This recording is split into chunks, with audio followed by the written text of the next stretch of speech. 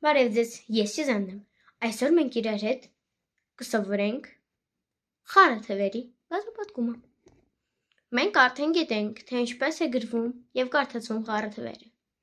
Խառը թվերը գրվում են այսպես։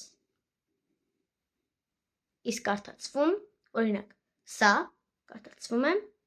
15, 6 5-րդ։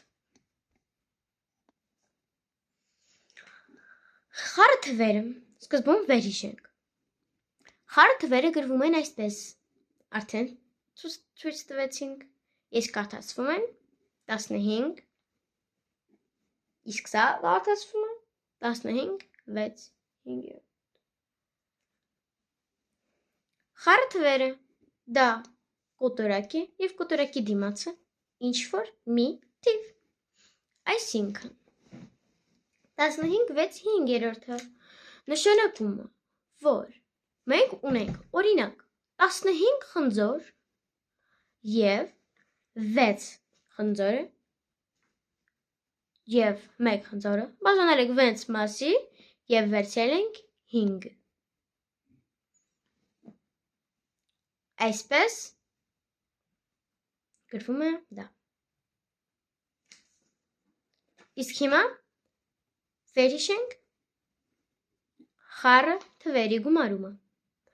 Խառը թվերը գումարելու համար պետք է օրինակ կազմենք։ Հիմա ցույց կտամ թղթի վրա։ Այսպես գրում ենք օրինակներ։ 6 7 5-րդ գումարած 4 3 5-րդ։ Այս դեպքում գումարում ենք այս թվերը։ 6-ին գումարած 4 հավասար է 10։ 10-ը գրում ենք և գումարում ենք կոտորակները, ինչպես որ սովորել էինք։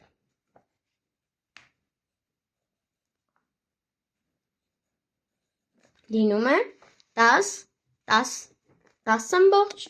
10 5-րդ։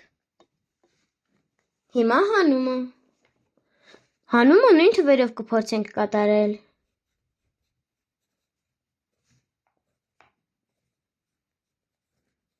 Կստացվի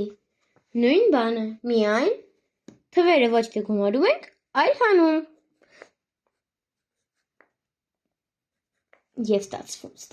ստանում ենք 2,4 2-րդ։ Հիմա այսօր միասին մենք կսովորենք խառը թվերի բազմապատկում։ Գրում ենք խառը թվեր։ Կգրենք նույն այս խառը թվերը։ 6,7 5-րդ բազմապատկած 4,3 5-րդ հավասար է։ Այս դեպքում մենք խառը թիվը, այսինքն սա, վերածում ենք անկանոն կոտորակի։ Դրա համար պետք է 6-ը բազմապատկենք 5-ով և գումարենք 7-ի։ Կստանանք 37։ Այսպիսով մենք ստացանք 37-ը, գրվում ենք վերևում։ Հետո ներքևում գրում ենք այս 5-ը և 6,7 5-րդը դարձրեցինք անկանոն կոտորակ 37,5 37 5-րդ։ Հիմա դարձնենք 4,3 5-րդը։ Դրա համար նույնպես անում ենք 4 անգամ 5 և գումարում ենք 3, ստանում ենք 23, պատասխան 23 և այս 5-ն էլ կար 5-րդ։ Այս կոտորակները, որը ստացանք, բազմապատկում ենք իրար։ Բազմապատկելու համար ման ենք գալիս բաժանարարները այս